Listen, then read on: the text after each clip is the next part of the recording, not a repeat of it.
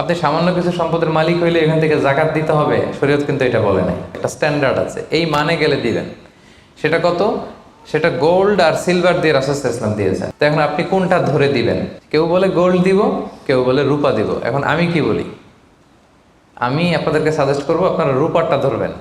অল্প আসুক না, ধরেন আপনার 1000 টাকা জাকাত আসছে, তা আপনি যদি 1000 টাকা জাকাত দেন, এটা আপনার হৃদয়ে একটা প্রশান্তির কারণ হবে না যে আমি সম্মানিত জাকাত দাতা, আলহামদুলিল্লাহ। এবং এত বড় একটা ফরজ ইবাদতের লিস্টে যে আপনি ঢুকতে পারছেন, এটাও তো কম কিসে, কি বলেন?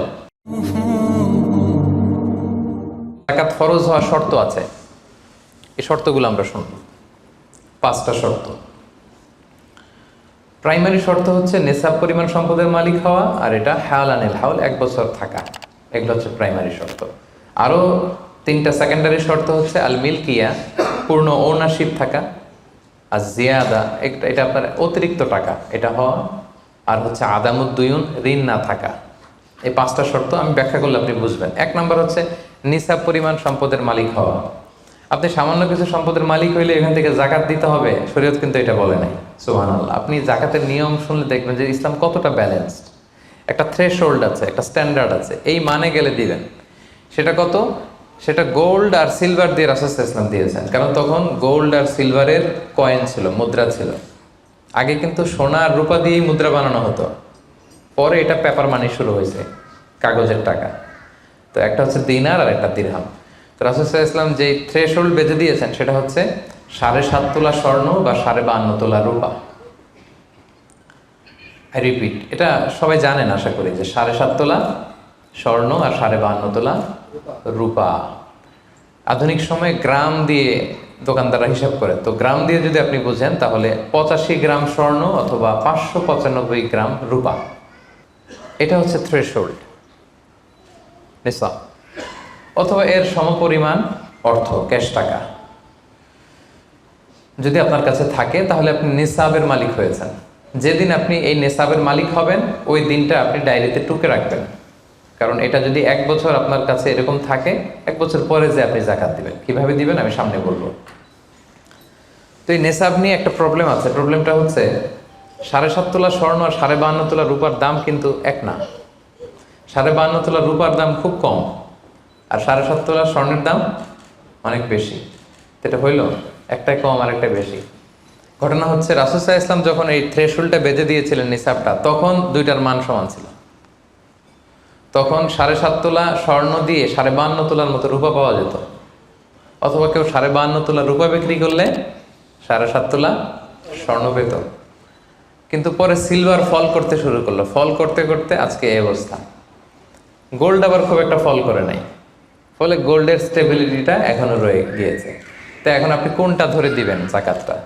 যদি আপনি রূপা ধরেন, কথার কথা, রূপা যদি এই 1 ভরির দাম 1000 টাকা হয়, তাহলে 52.5 ভরির দাম কত? 52,500 টাকা। কিন্তু স্বর্ণ যদি আপনি হিসাব করেন, 1 ভরি যদি 50,000 হয়, 7.5 ভরি কত? 3.5 লাখ প্লাস, তাহলে প্রায় 7 গুণ কম বেশি, তাই না? এটা নিয়েই হয়ে গেছে জটিলতা। তো এখন আপনি কোনটা ধরে দিবেন? অনেকে বলে না গোল্ড দিব, কারণ গোল্ড ফল করে নাই, এটার যে স্ট্যান্ডার্ড এটা এখনো বজায় আছে। এটা নিয়ে অনেক আলোচনা, আমি খুব সংক্ষেপে বলি। কেউ বলে গোল্ড দিব, কেউ বলে রূপা দিব। এখন আমি কি বলি? আমি আপনাদেরকে সাজেস্ট করবো আপনারা রূপারটা ধরবেন। রূপারটা ধরলে কি লাভ হবে জানেন? 2 দিকেই লাভ, আপনারও লাভ, যিনি নিবে আরও লাভ। রূপারটা ধরলে বেশি সংখ্যক লোক জাকাত দান করতে হবে, তাই না? আর বেশি সংখ্যক গরিব লোকও টাকা পাবে, কি বলেন? তো 2 পক্ষে লাভ হইল না? এখন প্রশ্ন করতে পারেন, হুজুর ও পাইছে ওর লাভ, আমার লাভ কি? আপনার তো সবচেয়ে বড় লাভ, আপনি সওয়াব পাবেন আখিরাতে। এটা আমাদের বেশি দরকার না? কি বলেন? যিনি গ্রহীতা উনি পেয়ে লাভ, তার লাভ হইল, আর যিনি দাতা তিনি সওয়াব পেয়ে লাভবান হইলেন, তিনি সম্মানিত জাকাত দাতা হইলেন। অল্প আসুক না, ধরেন আপনার 1000 টাকা জাকাত আসছে, তা আপনি যদি 1000 টাকা জাকাত দেন, এটা আপনার হৃদয়ে একটা প্রশান্তির কারণ হবে না যে আমি সম্মানিত জাকাত দাতা, আলহামদুলিল্লাহ, আই এম এ জাকাত পেয়ার।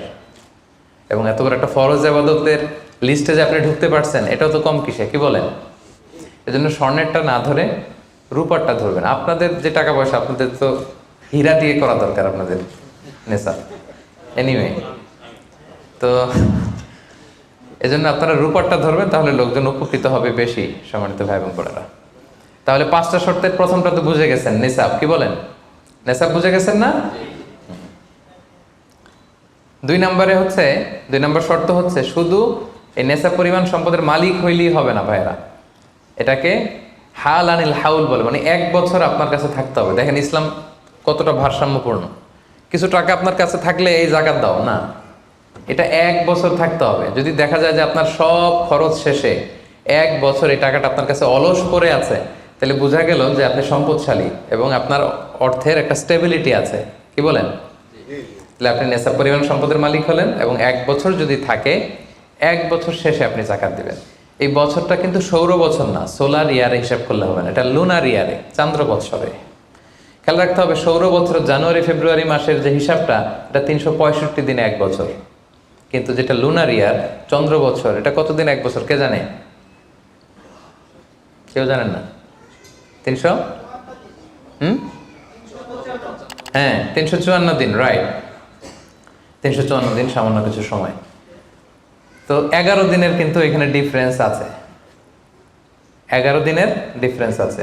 তো আপনি হিসেব করবেন হচ্ছে চান্দ্র বছর অনুযায়ী, সৌর বছর অনুযায়ী না। তো সৌর বছর অনুযায়ী যদি করেন তাহলে আপনার জাকাত কিন্তু 2.5% থাকবে না। চান্দ্র বছর অনুযায়ী আপনার 2.5%, সৌর বছর করলে ওইটা 2.58% হয়ে যাবে। একটু বাড়বে না? কারণ কতদিন বেশি? 11 দিন বেশি, পার্সেন্টেজও বেড়ে যাবে। তখন কিন্তু জাকাত আপনার 2.5% থাকবে না, 2.58%। বলার আগেই বুঝে যায়, কারণ সব ব্যবসায়ী সারাদিন ক্যালকুলেটর নিয়ে কোত্থেকে শিপমেন্ট হইলো, কত মিলিয়ন গেল, কত মিলিয়ন ঢুকলো, সব মুখস্থ, যেন বলার আগে বুঝে ফেলতেছে চটচট করে, মাশাআল্লাহ। তো তখন আর 2.5% হচ্ছে না, 2.58% হচ্ছে। তাহলে সম্মানিত ভাইরা, আপনি ধরেন, উদাহরণস্বরূপ ধরেন যে আপনি গত রমজানের 20 তারিখে সর্বপ্রথম নিসাব পরিমাণ সম্পদের মালিক হয়েছিলেন। তো তারপরে আপনি খেয়াল করবেন যে দেখি সারা বছর এই পরিমাণ অতিরিক্ত অলস টাকা আমার কাছে পড়ে থাকে কিনা। থাকতে থাকতে থাকতে থাকতে এই রমজানের 20 পর্যন্ত দেখেন যায় টাকা ওইটা তো আছে, আরও হয়েছে টাকা। তো তার মানে আপনি এখন জাকাত দিবেন, যেহেতু নেসাবের মালিকও হয়েছেন, আবার পূর্ণ একটা চন্দ্র বছরও আপনার অতিক্রম করেছে, স্থায়ী হয়েছে, তখন আপনি জাকাত হিসাব করবেন। তাহলে 2টা শর্ত বুঝলেন না? 3 নাম্বার হচ্ছে ওনারশিপ। আপনার মালিকানা থাকতে হবে, যে সম্পদটা আছে খালি আপনার কাছে টাকা থাকলেই হবে না, এটা কমপ্লিট, আরবিতে তাসাররুফ বলে, কমপ্লিট ওনারশিপ আপনার থাকতে হবে। এখন একজনের আমানতের টাকা আপনার আছে, ওইটা আপনি জাকাত দিতে পারবেন? একজন 5 লাখ টাকা আমানত রাখছে, আপনি এটা জাকাত দেওয়া শুরু করছেন, হবে? সেটা তো উনি জাকাত দেবে, এটা তো আপনার আমানতের টাকা, এই টাকা তো আপনার বুঝাই দিতে হবে। তো আমানতের টাকা কিন্তু কমপ্লিট ওনারশিপ আমার থাকে না, এটার হিসাব আমি করবো না। তো এটা বুঝে গেলেন। 4 নাম্বার হচ্ছে এই টাকা আপনার অতিরিক্ত হইতে হবে, আরবিতে বলে জিয়াদা। দেখেন ইসলাম কত সুন্দর। ইসলাম বলে আপনার নিজের পার্সোনাল এক্সপেন্সিস, আপনার লিভিং কস্ট, আপনার সব ধরনের অ্যাকোমোডেশন, আপনার ট্রান্সপোর্টেশন এক্সপেন্সিস, আপনার মেডিকেল এক্সপেন্সিস, আপনার বাচ্চার স্কুলিং, আপনার ইয়ারলি ট্রিপ যদি থাকে, এন্টারটেনমেন্ট, ধরেন বছরে আপনি একবার ফ্যামিলি আউটিং করেন, এই খরচটা, যত খরচ আপনার হতে পারে, এই সব খরচ শেষেও কিছু টাকা আপনার থেকে যায়, ইসলাম বলে ওইটার উপরে জাকাত দিবে। সুবহানাল্লাহ। জিয়াদা, অতিরিক্ত হওয়া শর্ত। আপনার লাগে, যদি আপনার এই টাকা লাগে, ওটা তো আপনি ইউজ করবেন। আপনার টাকার ব্যবহারের জন্য সবচেয়ে বেশি হকদার কে? আপনি নিজে। আপনার সব খরচ আলহামদুলিল্লাহ সুন্দরভাবে চলে, এরপরেও নিসাব পরিমাণ টাকা বছরব্যাপী যখন আপনার রয়ে গেল, ইসলাম বলে জাস্ট 2.5%। সুবহানাল্লাহ। তাহলে অতিরিক্ত হইতে হবে। সর্বশেষ শর্ত, 5টা শর্তের সর্বশেষ শর্ত হচ্ছে ঋণ থাকতে পারবে না। ঋণ থাকলে ওইটা জাকাত থেকে বাদ যাবে। ধরেন আপনার আছে 5 লক্ষ, কিন্তু আবার ঋণও আছে 5 লক্ষ, কথার কথা। তো এটা তো আপনি আগে ঋণ দিবেন, আপনার জাকাত দিতে পারবেন না, এই কথাটা কি বুঝতে পারছেন? আচ্ছা, ঋণ ভাই 3 ধরনের। কয় ধরনের? 3 ধরনের। একটা হচ্ছে আপনার একবারে পরিশোধ করতে হবে, এরকম ঋণ থাকে না, যে আমি মুরাদ ভাইয়ের কাছ থেকে 1 লক্ষ টাকা নিলাম, আজকে আমার জাকাতের হিসাব করার ডেট, তো 1-2 মাসের মধ্যে টাকাটা দিতে হবে। তো তখন এই যে 1 লক্ষ টাকা উনি পাবে, এই টাকাটা আমি বাদ দিব আমার অন্যান্য অ্যাসেট থেকে। বাদ দিয়ে যদি দেখি যে না, তারপরেও জাকাত হয় দিব, আর না হলে দিব না, কারণ এটা একবারে দিতে হবে। ওনার বলছে যে 1 লক্ষ আমি একবারে দিয়ে দিব আপনাকে 1 মাস পরে, এইভাবে ঋণটা নিয়েছিলাম। তাহলে কিছু কিছু ঋণ আছে একবারে পরিশোধযোগ্য, ওকে, এটা জাকাতের ক্যালকুলেশন থেকে বাদ যাবে। কিভাবে বাদ যাবে আমি ক্যালকুলেশন করে দেখাবো।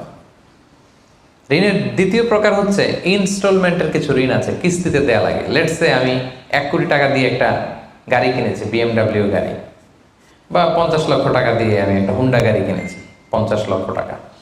তো এটা আমি কিস্তিতে কিনেছি। কিস্তির ঋণ যদি হয় তাহলে আপনি কিন্তু পুরোটা বাদ দিতে পারবেন না, তখন সর্বোচ্চ 12 মাসের কিস্তি বাদ দিতে পারবেন, 12 মান্থসের, তাও এই চন্দ্র মাসের হিসাবে। কারণ জাকাতের হিসাবটা কি 12 মাসের হিসাব, তাই না? এটা একটা ইয়ারলি ক্যালকুলেশন। আপনি পুরোটা যদি একবারে বাদ দেন তাহলে তো আপনার আর জাকাতই দেওয়া লাগবে না। কি বলেন? বাংলাদেশে অনেক বড় বড় সিআইপি ব্যবসায়ী আছে, ওনারা হাজার হাজার কোটি টাকা ব্যাংক থেকে ব্যবসায়ের কারণে ঋণ নেন এবং ওনাদের ঋণ খেলাপি হয়। তো ওনারা যদি বলে হুজুর আমার তো ঋণ আছে, তো উনি আর জাকাত দিবে কি? ওনারাই তো আমার জাকাত দেওয়া লাগবে এখন। কি বলেন? এরকম বড় বড় সিআইপিরা যদি ঋণের দোহাই দেয়, উনি আর জাকাত দিবে কি? উনি তো ঋণী। তাহলে উনারাই কিছু জাকাত আমাদের দেওয়া লাগবে, কারণ আমরা জাকাতের 8টা খাতের মধ্যে একটা পড়েছি, বল গরিমিনা। কি বলেন? ঋণগ্রস্ত ব্যক্তিকে জাকাতের টাকা দিয়ে হেল্প করা যায়। তো উনি আর দিবে কি? উনারে দিই আমরা। ওই ঋণ বাদ দেওয়া যাবে না। ইনস্টলমেন্টের ঋণ হইলে 12 মাসের, আর ওইরকম ঋণ খেলাপি 1000 কোটি টাকা, এগুলো বাদ দেওয়া যাবে না।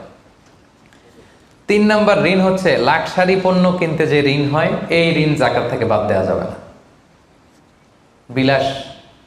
বিলাসিতামূলক কিছু যদি আপনি কিনেন, আপনি একটা লাম্বরগিনি কিনলেন 10 কোটি টাকা দিয়ে, এটা আপনি জাকাত থেকে বাদ দিতে পারবেন?